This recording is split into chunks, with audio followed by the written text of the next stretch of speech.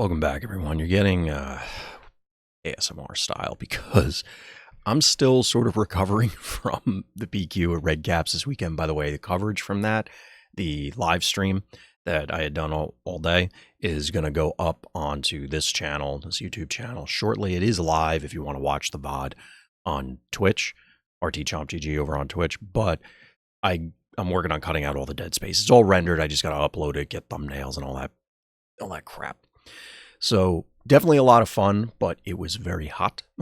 Like it felt like I was in the oven all day, and everybody was joking, but I feel like I lost 10 pounds of water weight from sweating it out. I guess it was good prep for Vegas, but I know I went to Vegas in 2010, I believe it was, for the WoW TCG National Championship. This will come back up shortly. And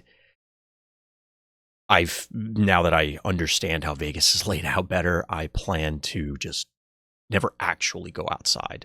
I'm going to go outside once to get into the Uber, to go to church on Sunday and come back. And like, that's it. I'm going to try and never go outside other than that. I guess I'll have to do it for the Uber going to the airport too, but obviously 30 seconds at most. So, Vegas is actually the topic of the day. So I did the trilogy video, and there was actually one dislike on the video, which is funny because I didn't even know that there were enough people watching my SWU content to care to dislike it. But it's whatever. Helps the algorithm anyway. I don't care. Or if people legitimately dislike it, like, okay, that's fine. It's allowed. But one of the arguments that I got into, heated discussions online last week, was surrounding the World's Prizing because there was a announcement about it. And I went into a animated, not family-friendly tirade prior to the PQ, discussing a lot of the specifics. And the short version is, and they may get loud and not family-friendly here too. I'm going to try and keep it short and concise. But the long story short is I think FFG needs to do more. And I find it fascinating, we'll say, when people defend what they are providing for the costs they are providing it for, and saying that it's not only acceptable, it's almost above and beyond, which is bonkers to me. Like it actually is crazy pants. So why do I say that? There's a few different reasons aside from just looking at the face value, but the reality is, I'll be open. Like the trip is going to cost likely anywhere between $1,500 and $2,000 USD. Now that will depend on your personal circumstances, where you are traveling from. Like from Europe is going to be different than if you live outside Vegas or you live in Vegas.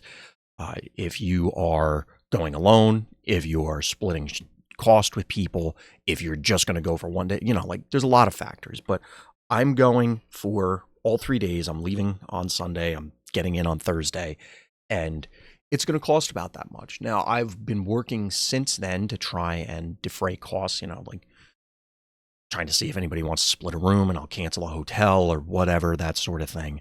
But the reality is let's come to the conclusion, it's an expensive trip, right? And don't get me wrong, vacations, which is essentially what this is going to amount to, is going to be an expensive trip.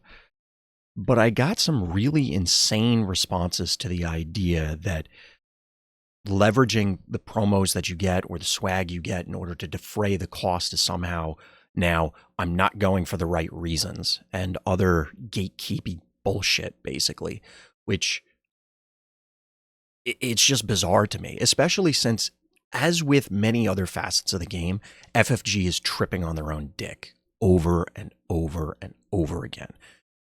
The reality of the situation is FFG has repeatedly made self-inflicted errors, self-inflicted wounds, caused self-inflicted wounds due to their own errors for no reason. They decide to reinvent the wheel with organized play or distribution or this or that.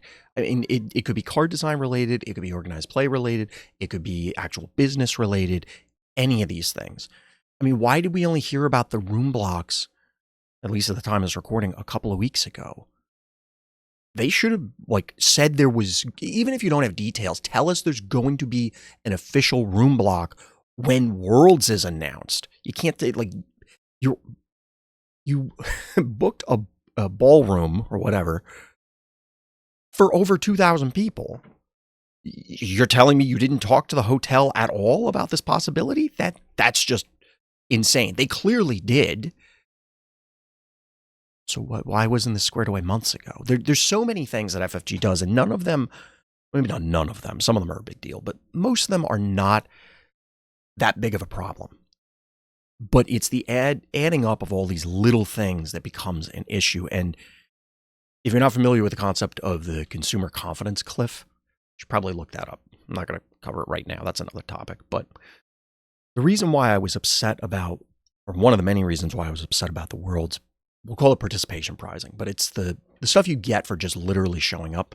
I am of the opinion that everything in the $500 tier should have been at the $130 tier, and everything at the $130 tier should have been given away just for booking in the room block, going back to the room block.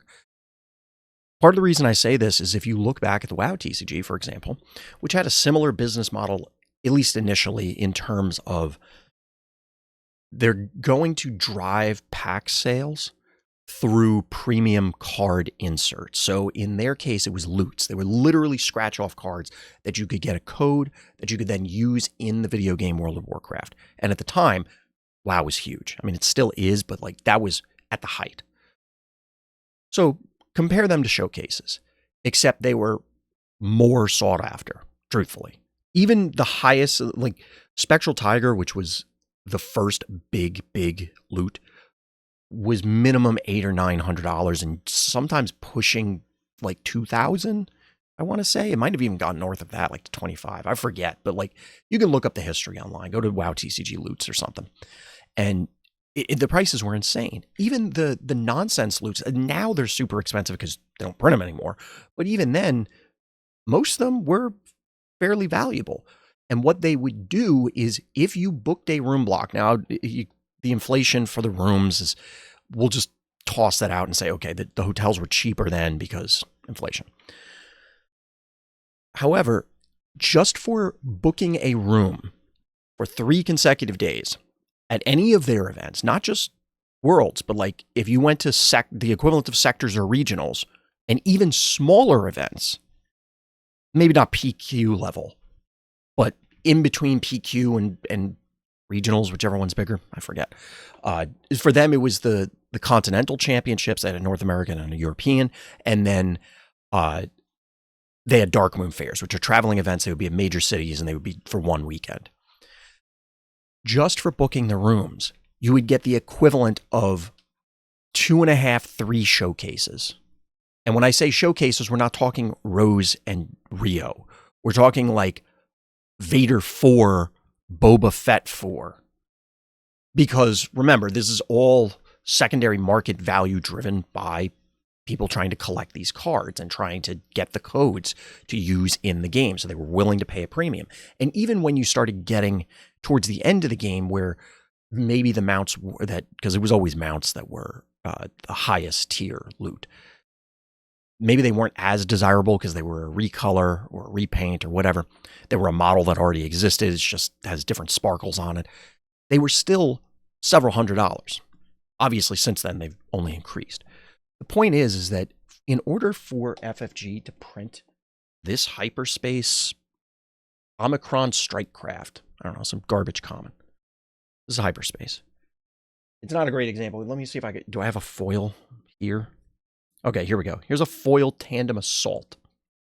It does not cost them significantly more to make the showcase than it does to make this. And the cost to make this is pennies. Literally, it has to be. Because remember, the price you're paying when you buy from a secondary, buying singles from somebody, or you're buying sealed product from your LGS or wherever, they buy it from a distributor who's buying it from FFG. So there's several markups along the way to get to the MSRP.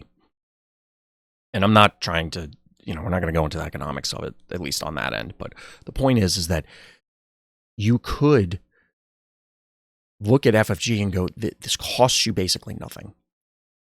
Every single person, in my opinion, for showing up, literally for just showing up, should go home with minimum the new Luke Invader showcase. you should walk in the door and be handed those. Or if you book the room block, which because of the issues with it, that obviously isn't going to materialize. There's other ways that they could do it. Maybe just like if you signed up for the main event, you get it. Now, as I said, it's an expensive trip for me personally and for a lot of people. So I'm hoping that we can utilize some of the promos to defray the costs. And I don't think that that's unreasonable or insane. But I was basically told that by multiple different people. And I think that what they are offering is verging on pathetic. I don't have the sleeves near me, but like I bought the Akbar sleeves, but I knew going in that they were going to be garbage. They peel, they split very easily. They are not a good product. Full stop. If you like them, that's great. But the fact that you have to, like, I mean, people go through you have to triple sleeve things. So, I hit the mic. You have to triple sleeve things so that you can use the foils, and you have to have over sleeves to ensure that your art sleeves don't peel, because just inherently art sleeves are going to peel. It's like how the product works. So it's not a good product. And then I was told that the tote bag was a big sell, and it's like, it's literally a grocery bag. I can go to Wawa and pay $1 and get a grocery bag. It'll have the SWU logo on it, but it's a grocery bag. Now, we're like Star Wars is Disney, but it's not general Disney where people will go bananas for anything that has the mouse on it, and you'll have a buyer no matter what. I'm not expecting the tote bag to be a high ticket, high selling item. So I don't feel that they are doing enough. Now, it may turn out that the silver packs or whatever are valuable, and everybody who plays is suddenly going home with, a few Benjamins in their pocket.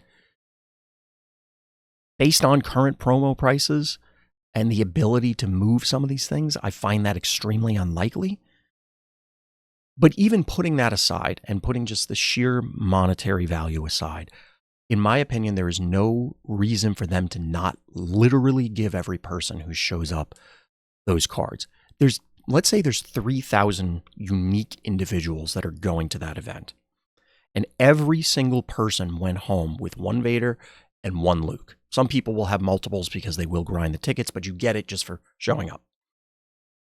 At least half those people are going to keep them because I went to the first World Championship, and this is a cool piece of history, and I want it.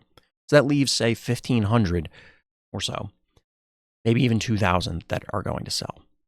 I was told that if you give everyone everything, they will be valueless. Now, aside from the fact that that's objectively untrue, because there will always be a buyer, they will also have sentimental value to the people that want to keep them. I don't feel that these things are like, there's no value unless you earn it. That's insane to me. Like it is legitimately, that doesn't make any sense.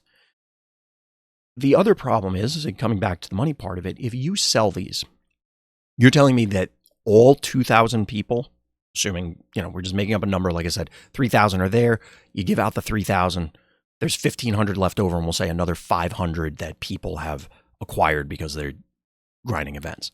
So 2,000 available that are going to go up on eBay.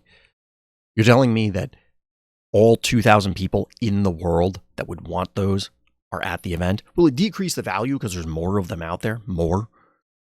Sure. Like, that's how supply and demand works. But that is a sad statement on the market, that there's not 2,000 collectors / players that would want these items, and is kind of an indictment of the Star Wars property, which is something that I've said a lot. Now, I do feel that cards as a collectible for Star Wars are kind of tough because there've been like 80 card games. I played several of them. So like if you wanted a special card Darth Vader, I've had plenty of opportunities with a variety of different art that, all looks very good. But the fact of the matter is that I think FFG can do more. Now, they are a business, and I understand that they are only going to do what they have to do. And the fact of the matter is, there will be enough people. I fully expect that every year Worlds will be 100% capacity, whatever the capacity is, because there are enough people to do it. And it is a number of people who will treat it like whatever they give me is good enough. Whatever they give me is acceptable. Now, having been through this through multiple games, multiple times, and I do find it interesting because there is a discussion going on about prize splitting, which is another topic that just let people prize split. It's fine.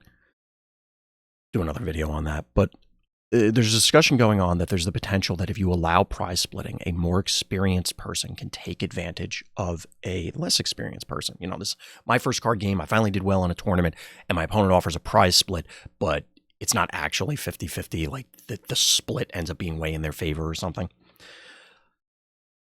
So you recognize that can happen, but a lot of people don't, and I'm not saying it's the same people, but you don't think that FFG could take advantage of you in this way?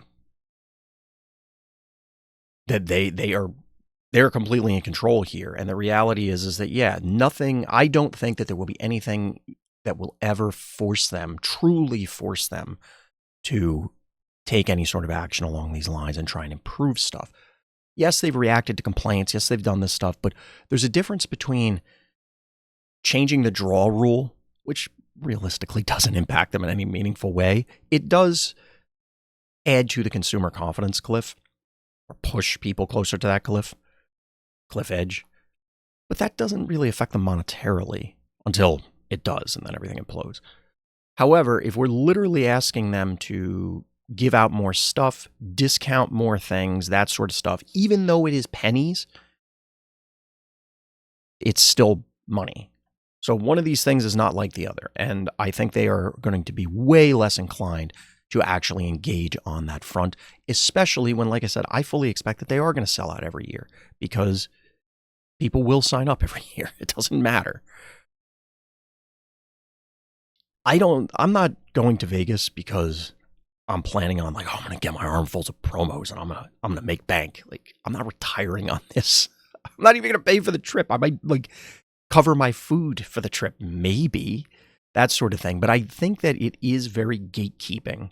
And I hate that term, but like it is to say, well, you're not going for the right reasons because you're concerned about the cost.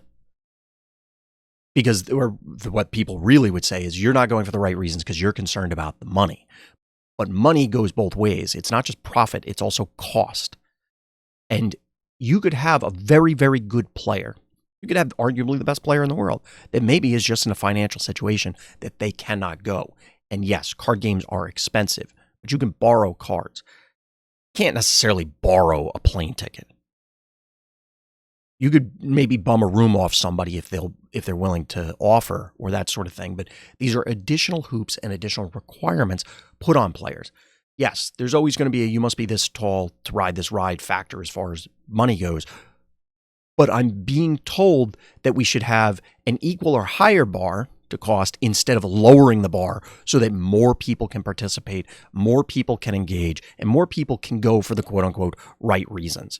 In my opinion, if you gave away all of the promos, all of the stuff, then the people going would be only going for the right reasons because they want to go to play.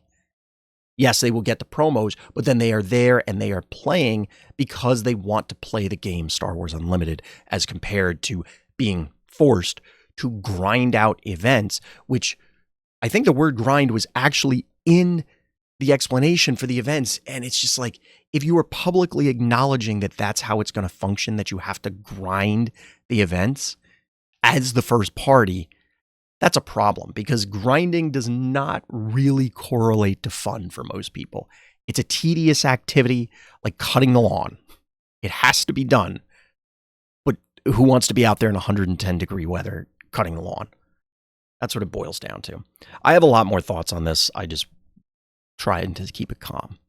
And this is also getting very long. So that's going to do it for this time. So as always, everybody, thank you for listening. Thank you for watching. And tune in next time for more Random Thoughts.